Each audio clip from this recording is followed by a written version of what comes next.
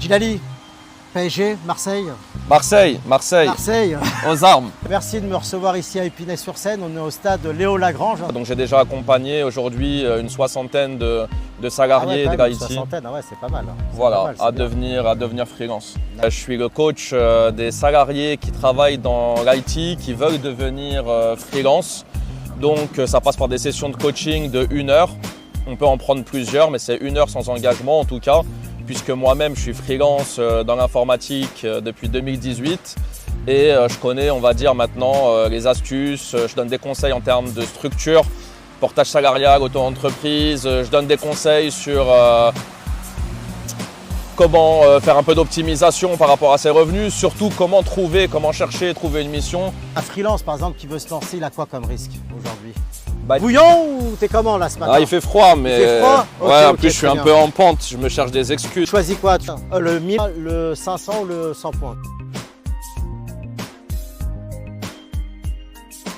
Là, je vais commencer par celui du milieu. Oula, dommage. Il y a les risques qu'on imagine et il y a les risques réels. À mon sens, le seul vrai risque, c'est de ne pas trouver de mission. Elle est là l'enjeu. Si tu es en mission, si tu as ta mission et que tu bosses sur des périodes assez longues, il n'y a pas de risque derrière. Parce que tu veux des fiches de paye, il y a des moyens d'en avoir, il y a des statuts pour ça, etc. Le seul vrai risque, il est là. Ne pas savoir chercher. Parfois, c'est concurrentiel, c'est difficile. Et donc, ne pas arriver à se démarquer de la concurrence pour trouver sa mission. Mais ça, justement, je les aide. Et ça, tu fais comment aujourd'hui? C'est des missions pour des grandes entreprises, pour des PME, des TPE? C'est quoi comme type d'entreprise aujourd'hui avec lesquelles peuvent répondre? Parce que tout à l'heure, tu m'as parlé, par exemple, toi, tu travailles déjà avec une grande banque. Exactement. Je ne sais pas si je peux la nommer, mais… Non, on évitera. On évite. Ok, on évitera. Mais effectivement, il y a deux volets. Ouais. Moi, parfois, il y a des gens qui font appel à moi parce qu'ils ont envie de trouver une mission avec des grandes entreprises. Donc, je les accompagne dans la démarche. Je leur indique les bonnes plateformes. Aussi, je leur donne des conseils sur LinkedIn pour se démarquer et trouver. Et puis parfois, il y en a d'autres qui veulent justement travailler avec des PME, des plus petites boîtes. Et là aussi, il y a une autre façon de faire, il y a une autre approche. Il faut approcher les clients en direct. C'est un modèle totalement différent, mais je peux aider sur les deux en tout cas. D'accord, très bien. Et aujourd'hui, un freelance, il peut espérer gagner, je sais pas combien c'est payé aujourd'hui un informaticien dans l'IT. Est-ce que c'est 3 000 € un salarié? Il peut espérer de gagner combien? Non mais là, il faut que tu fasses honneur quand même à Marseille.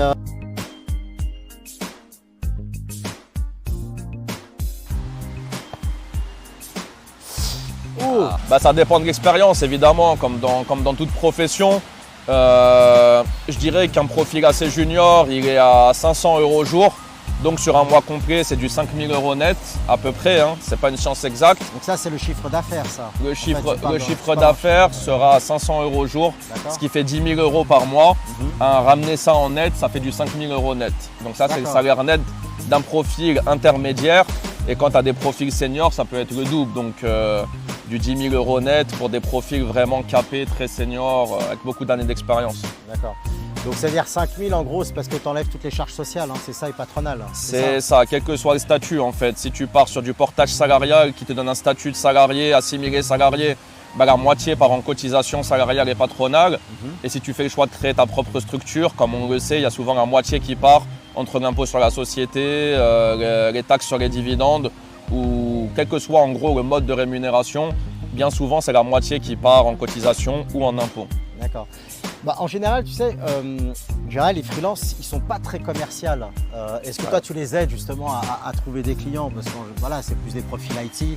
Bien sûr. Moi, personnellement, je travaille avec des profils IT. Ils n'ont pas du tout le profil commercial. Mais comment toi, tu fais pour les aider à trouver des clients? À trouver leurs premiers clients d'ailleurs?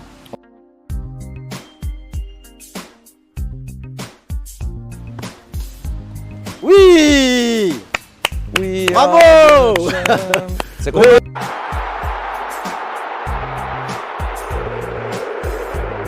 Ouais. Alors moi, je vais les orienter évidemment vers les bonnes plateformes de recherche, puisqu'ils ne les connaissent pas forcément.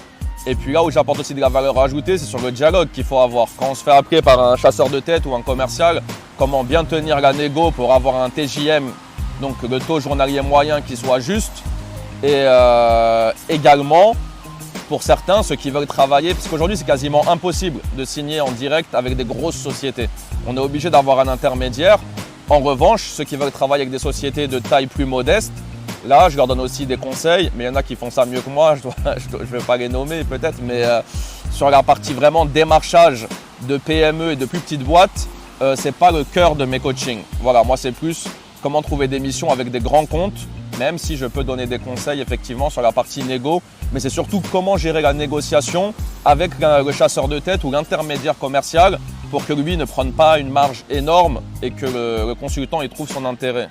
D'accord.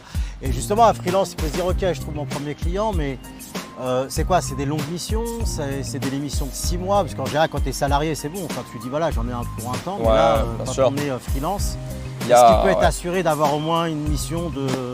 D'ailleurs, je ne sais pas combien de temps que 2 ans, 3 ans, c'est possible. Il y a 2 modèles, encore une fois. Il y a ce qu'on appelle la régie. La régie, en fait, c'est de l'intérim de luxe, puisque le client, grosse société en général, va prendre le consultant pour l'accompagner sur un projet qui va être long, qui va être un projet d'envergure. Que ce soit un développeur, un chef de projet, il va travailler avec le client.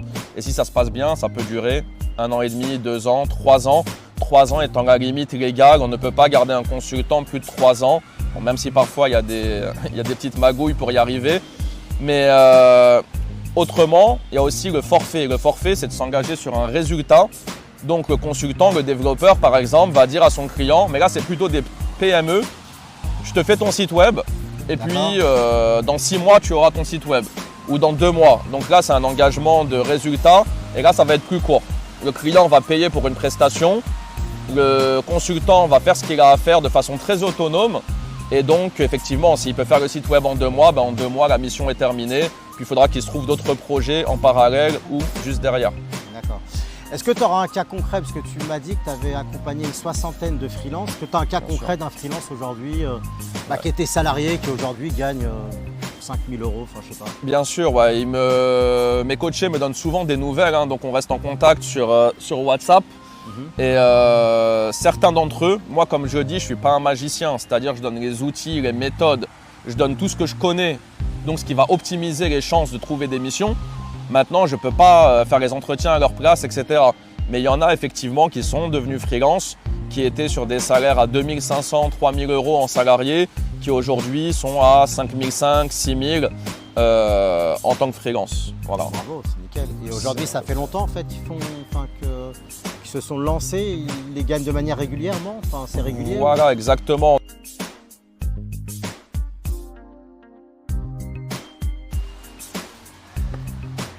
Oula, il va me le faire une deuxième fois. Donc dans ce cas de figure, c'est des consultants qui sont sur des missions longues en régie pour des grands comptes. Donc ils sont partis pour faire des missions qui vont durer, comme je disais, 1 an, 2 ans, voire plus. Moi, j'ai commencé mes coachings il y a 1 an et demi. Donc le plus lointain dont je me souvienne, ça doit faire 1 an qu'il est en mission maintenant. Ah, c'est bien. Et donc 1 an qu'il a un revenu régulier et puis sa mission se passe bien et ça va continuer encore. Ok.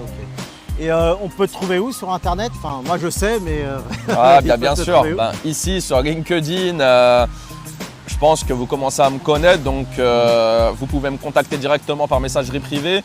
J'ai mon site web devenirfreelanceit.fr où vous trouverez toutes les informations sur mon activité. Et puis depuis peu, je donne quelques conseils sur TikTok aussi. Et je crois qu'en plus, tu portes le survêtement de notre ami Shems. Effectivement, Shems qui a une très belle collection de survêtements éthiques. Et je sais qu'aussi il reverse une partie des ventes qui sont réalisées sur ces articles à des causes très nobles. Donc, et en plus, c'est trop bien. C'est des causes par rapport à la Palestine. Ouais, exactement. Actuellement, en tout cas, de ce que j'ai pu suivre, il y a une partie qui repart pour aider Gaza. Donc ça, c'est top et c'est engagé. Et puis le survêtement est de qualité aussi. Donc en temps de pluie comme ça, en temps de pluie. Je pense que je vais t'en commander un. D'ailleurs, je te l'avais promis sur LinkedIn. Je ne l'ai pas fait parce que franchement, j'ai pas eu le temps, j'ai pas pensé. Il faut. Et là, il m'a fait une relance. Donc le noir, en noir, cool. Il est beau en noir comme ça.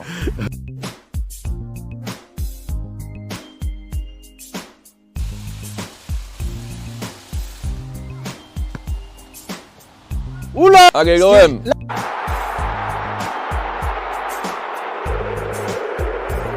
Trouvez-moi un Parisien qui sait jouer au foot, qui peut concurrencer Djilali. Ok, merci Djilali, puis bravo pour tes 2000 points. Merci d'être venu, merci à toi. Allez, à bientôt, salut. Ciao.